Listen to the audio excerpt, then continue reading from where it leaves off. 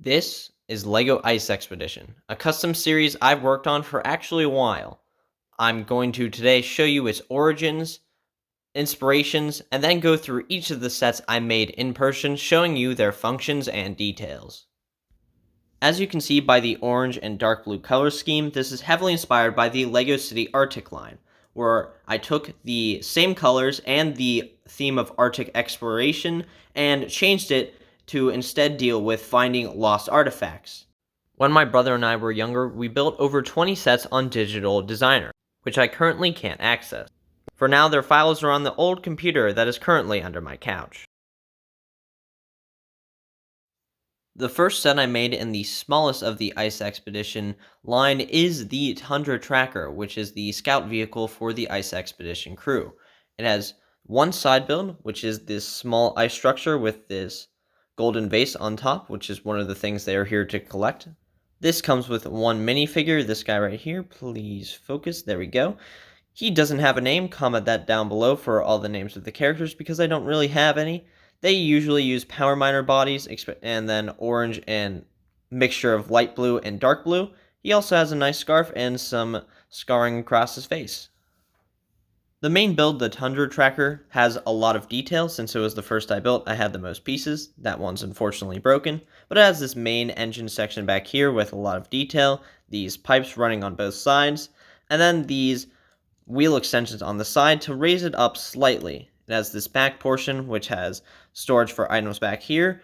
The cockpit opens up, and the guy is a slightly hard fit because of how small it is, so you have to slightly move forward his hands, and then you can stick him in. There we go, and close it back up. It shields him nicely, and it has a joystick in the front to control it. I use this shell piece from Hero Factory to hide most of the components, but I also added this neck, which I really do like because it makes it look like it was connected from this point, while rather it's just connected from the bottom. There's also a theme here that I've started with all the sets that I build under this line, which is having the black bottom, followed by a gray underbelly, and most of the parts are gray, including dark and light gray, and then it has the orange and dark blue highlights to finish it off. Other than that, the final details include a light on the front and these two lights on the bottoms of the wheels. It rolls nicely and does its job. It's a fun set and I enjoyed building it. So now on to the next one. The next Ice Expedition set I made is the Column Crusher, as you can see by the ice column right here. On top of it is the golden bowl, which is what they're looking for, and this has a lot of detail combining the translucent blue and the white to create the ice pattern I use for the entire series. And since it acts as the play feature, it can also be broken apart, only connected by one stud there, so you can have the base and the column for the machine to play with. The Column Crusher comes with one minifigure being the driver with no name. He includes the Nexonite helmet in blue and a visor for his helmet. He has a scarf, the Power Miner's torso with mismatched light gray and light blue arms with some dark blue pants. The main build, the Column Crusher, has a lot of different details and a couple of functions. Of course, you can open the cockpit and place the guy inside, which has a steering wheel and a nice detailed chair for him to sit in. There's also a thing on the side to hold tools, which includes a dynamite, a pickaxe, and a jackhammer. On the back, there's some engine detail, and this will be used for the function later. And then on the other side, there's more of the engine, which I think I did a pretty good job with. On the sides, behind the wheels, I always like to incorporate detail, which I think makes the set look much better, and some of this detail, like this piece right here, helps with the wheel guard. And if you haven't noticed already, most of my sets, including the vehicles for the Ice Expedition, includes this brick separator, which I tried to incorporate as it was the biggest orange piece I had. Most of the orange and blue pieces are used at this top, while the rest is that light and dark gray with the black bottom once again. The front includes some great detail here and some exhaust down here. It has two giant saws which are used in the function, and when put together they can rotate like this. It also has two lights, one larger than the other. The function works as follows. You see this piece back here. It moves in and out, which extends the saws out from each other and onto the sides using these bars right here. It also has a locking mechanism where it rests in place when the saws are touching by using this rubber band across the piece on one of the axles. The side build and main build can be used together, having the column crusher go up to this, take it down by pushing it different ways, and then when you're all done, you can also set it in here, pull back, and grab it and drag it with the machine. All in all, the column crusher is a great addition to my line. I think it adds a nice function that plays along with the side build and has some great details. With that being said, let's get on to the next build. This is the Lost Ship, the biggest ice build of the series and the most detailed that I could make. This set has one minifigure and the side build that you already saw earlier. He has brown hair, the Atlantis face from the Seabed Scavenger, he has an apron with some tools, an orange and light blue arm, and some dark blue pants.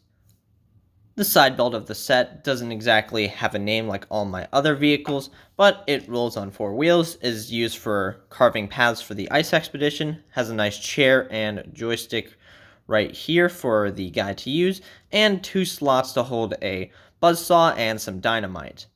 It still has its own function with the rollers on the front, which when pressed down on carpet, roll along and create a path with the wheels as it moves.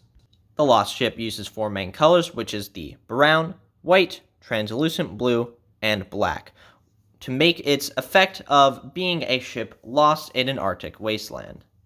I'll start with the exterior. We have the giant mast up top, which has some frozen details here, and that's mainly tilted on its side, but it can be moved and positioned however you want. It has some snowbanks on both of these sides, which use nice sloping detail and some crystals to really make them feel like they're covering the ship. The ship uses multiple details to show its age, like the white pieces taking over what would usually be brown to show how it's been snowed over, some translucent pieces here and here showing how the ice has also been affecting it. There are some holes and slight cracks in the ship, like these pieces right here creating an angled hole, another one here, and a small hole here.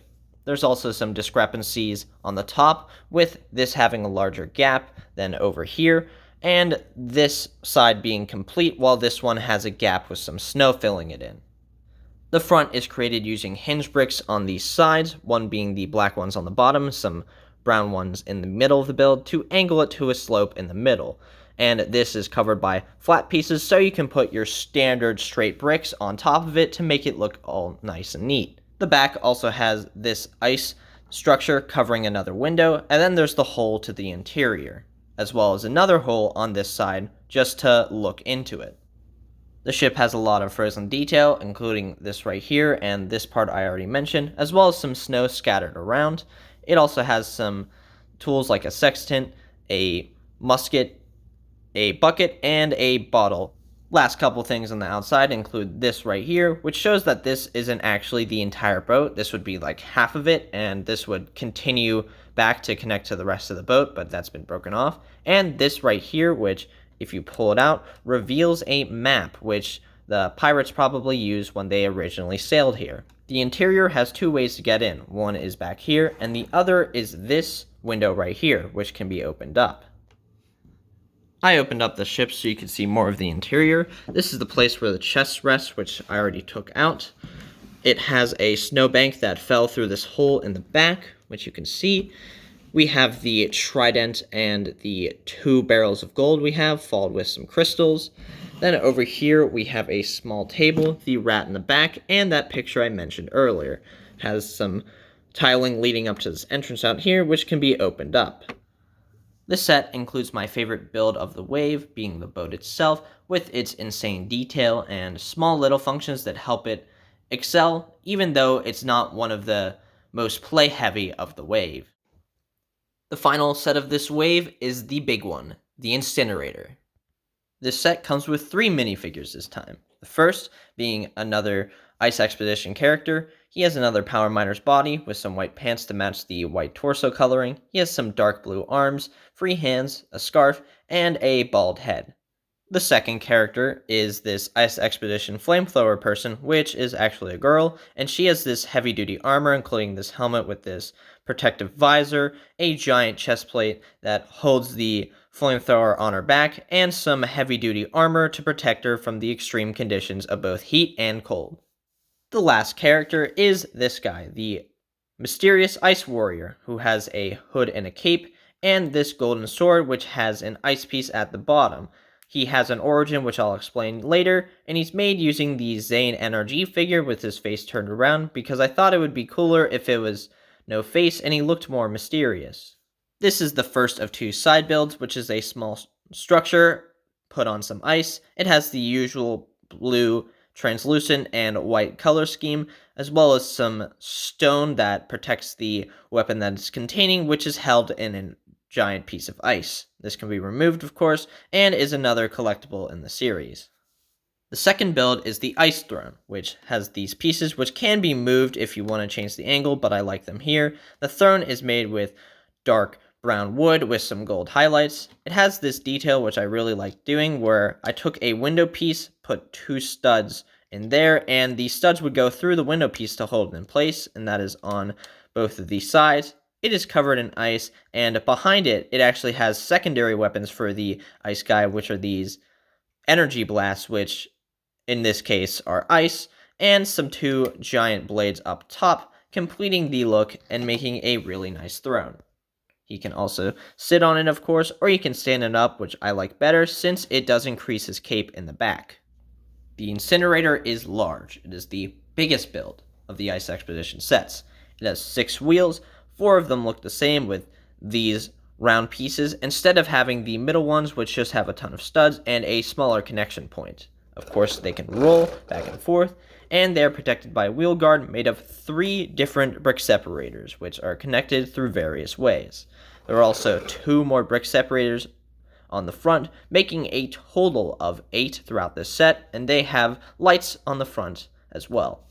This has the main doors to the incinerator, which are part of the function, and this top part, which has 2 giant engines and a grate that you can look into the main portion of the build. On the side, I wanted to incorporate some details because I didn't want this section to just be plain black all the way front, and I also did with the gray because it looks cooler, and there's a bit detail right here, a pipe right here, and there's another pipe in the top gray section, as well as some other details along the back. I think it looks very nice and makes this set pop a little more than it normally would if it was just blank bricks on the side. Now, heading to the back, we have a winch at the back, as well as 2 slots with one with binoculars and a big light that can be angled if you want. This section right here, the one I'm shaking, is used in the main function. There are also some mechanical parts right here which power the machine and help it create the fire that the incinerator is named after. There are also some slots on this side for some tools where there's a chainsaw and an ice pick, as well as boxes on both sides. This includes a snowboard and a wrench. This has some binoculars and a winch end that you can change off, as well as 2 skis right here. On the other side, inside the main build, there's a ladder for people to climb up to the cockpit, as well as in the center where there's more tool stuff, including a pickaxe and some rope. There's also a chair back here, and space for at least 4 minifigures, including the chair itself. Up here is the main cockpit, which I will angle slightly above so you can see it. There we go. That's difficult to get to. So there's the entrance following up here. There are 2 seats. There's a main control panel, a side control panel with a button monitoring something. I don't know exactly what, maybe like earthquake patterns. There's a walkie-talkie, a steering wheel for the driver, and a small kitchen over here with a pan with some fire, and a fish and a chicken leg for their meal. You can see the windshields, which look off into the front, and it gives you a nice view looking out. On top of this, there are 4 more lights, 2 at the front using these missile pieces, and 2 larger ones, which would be at the windshields of the machine, but it's so big it doesn't really serve a purpose. Now for the function. You see these giant doors? They open up, and it's used by pushing this back section, which I mentioned earlier, forward, which you can move the entire section, and it neatly pushes into there. As you notice, when I do this, it pushes the top part up and opens the door. As well as that, it moves these saws out. And if you look closely, it also activates a light brick back there, which is lighting up the fire details in the back. I'm going to show you more closely, and there's also some details in here, like more warning signs like this, which arrive at the bottom. You can kind of see it looking in there. You can see the yellow and black checkered pattern, as well as these grinders, which help with the destruction of ice as it's sent through the incinerator. The fire detail, if I open this up again, uses some Ninjago snakes leaning down. I'm going to light it up so you can kind of see those up top, as well as a giant Nexonites piece, which serves nicely, and then some fire details and a small crystal to complete it off.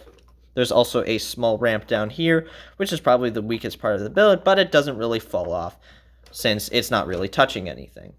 The function works by having these lever arms right here, which are connected through the middle section to the back, and they push the doors, which are connected at these points, as well as the saws, which are connected at a lower portion. You can see the light brick function from this top part. So when you activate it and open up these doors and tilt it a little bit, there you go. You can see the fire in the back lighting up as the function activates, which I think is a great addition to the set.